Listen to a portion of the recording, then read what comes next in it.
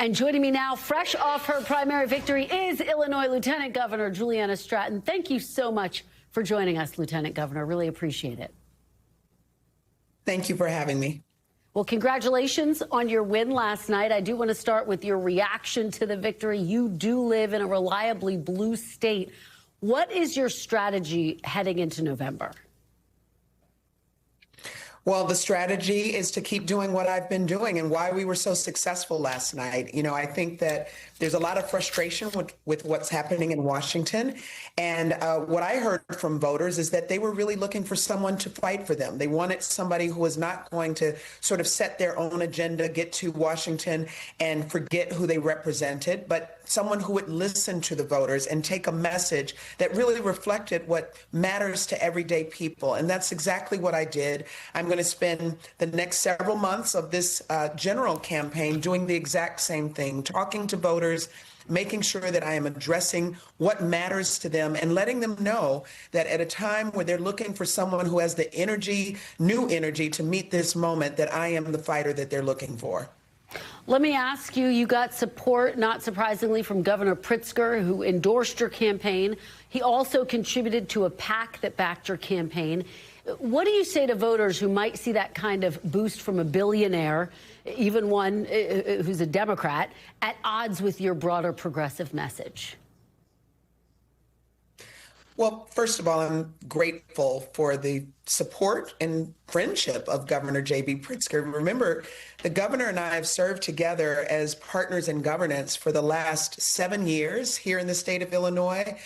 We have worked side by side, and we have delivered for the people of Illinois. We set out to do big things, and we have raised the minimum wage. We've made Illinois a real island for reproductive freedom in the Midwest. We have created thousands of good-paying jobs, put us on a path to a clean energy future. So I know that the governor saw that not only my work ethic, but the leadership that I've provided in this state, and that's why he supported me, and certainly I'm grateful to have his support. Well, I want to ask you a question I asked the mayor of New York, Zohran Mamdani. I asked if he believes billionaires should exist. When he was a candidate, he said no. And I'm curious where you stand. Do you believe billionaires should exist? Well, first of all, let's talk about what we really need to be focused on, and that is ending the wealth gap. And that's why the message that I am bringing to people day to day is how we need to raise wages, how we need to make healthcare more affordable, how we need to give families, working class families and middle class families, a tax break and pay for it with a tax increase on those making $1 million or more.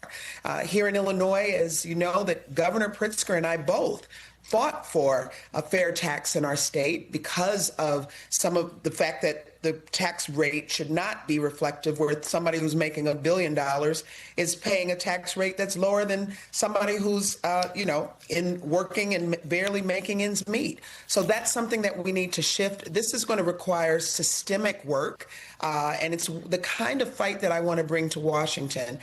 When I talk about bringing a fight for everyday working families, that's exactly what I mean. How do we make life more affordable? How do we close the wealth gap? How do we make sure that we expand access to opportunity so everyone can thrive? Let me ask you about some of your policies. As you know, there is a national debate right now over ICE. And polling from our NBC News decision desk last month found that reforming ICE is more popular than abolishing it. Even among Democrats, 50% say it should be reformed.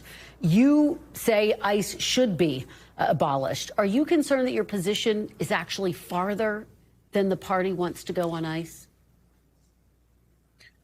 Well, I always look at what we have witnessed right here in the city of Chicago with Operation Midway Blitz. Remember, we have a president who said that he was going to go after the worst of the worst.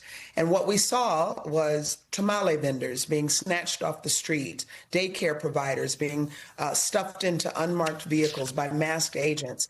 with no due process, no warrants. And the terror of Operation Midway Blitz continues in the city of Chicago and the state of Illinois. And what people really want is they want to know that there's going to be some accountability. And I've made it clear that I don't think that this agency can be reformed. We need to do something different. We need to take a holistic approach at how to get people a true path to legal citizenship, how we can invest in immigration judges and social services and community-based resources. But what does not work, and I don't think anyone would say it does, is criminalizing our immigrant neighbors. That's unacceptable, and I've made it clear that ICE and CBP needs to get out of American cities.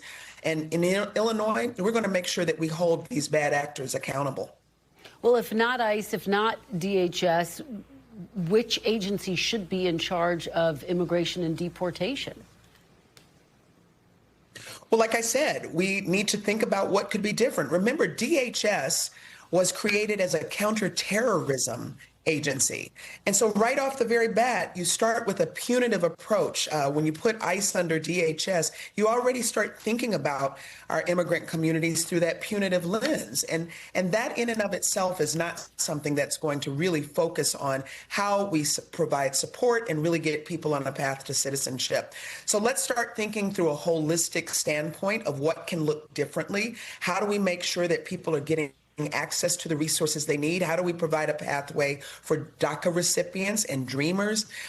Work that, of course, Senator Durbin has led on during his time in the United States Senate. There are many other things that we can do to get to the actual issue of making sure that people can have legal immigration status. But what's not going to get us on that path is snatching people off the streets, and certainly not with the terror that we've seen right here, not only in Illinois, but in cities and states all over the country, especially blue cities and states. Lieutenant Governor Stratton, if let's say you win, let's say Democrats retake the Senate for the sake of argument, would you, in fact, advocate for getting rid of the filibuster in order to push your priorities through, like abolishing ICE? Would you support getting rid of the filibuster? 100%. With the Senate potentially taking the majority, I would absolutely support that. I mean, look at what we haven't been able to get done, whether it's protecting reproductive freedom, passing common sense gun legislation, protecting voting rights. These are all things that we've been able to do in Illinois, which is why I often talk about how my goal is to bring the Illinois blueprint to Washington, D.C. People want to see us get things done that will better their lives and protect our rights, especially in the wake of a president who is trying to take us backwards. And I believe that we need to protect health care. There's so much more that we can do. And when we overtake and take back the Senate, that's something that I absolutely would support, abolishing or at least significantly reforming the filibuster.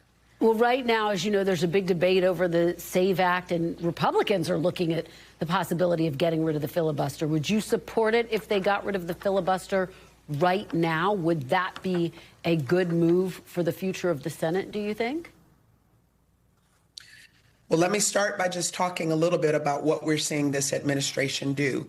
We are seeing them try to strip away voting rights, to suppress the vote, and do so much that is harming our communities. And we're going to see rural communities. We're going to see women who have been married and so many others that were going to be kept off the voter rolls if they have their way. So we know that people will have to be on the record with their views. And we're going to have to be ready to stand up and fight back. And I want to see where they're going to be, because if they want to be a party that's taking away voting rights, we need to be prepared to be courageous and bold as Democrats to stand up and fight back. Before I let you go, you are poised, if you win, to be the 6th black woman ever in the U.S. Senate, ever, and one of 3 in the current Senate. How significant is that milestone to you? Well, I certainly look forward to representing all of the state of Illinois, but it's not lost on me that we've only had 5 black women serve in the United States Senate in history. And so this is an opportunity, as I always say, to make sure that we don't just have policy made for us, but made with us and by us. And the idea that we've made, made sure that there's been two so far that are serving together. This is the first time we've ever had two Black women serving together. And now there's the potential of three. I've always said that there's not a lot of voices like mine in the United States Senate, but there should be. And a voice like mine is desperately needed. And I look forward to making sure that I bring that voice to Washington and that unique perspective and contribute to my own perspective and lived experience to making the best policy for the people that I represent. All right. Well, we will watch your race very closely. Lieutenant Governor Juliana Stratton, thank you so much for being here. We really appreciate it. Thank you for having me. We thank you for watching, and remember, stay updated on breaking news and top stories on the NBC News app or watch live on our YouTube channel.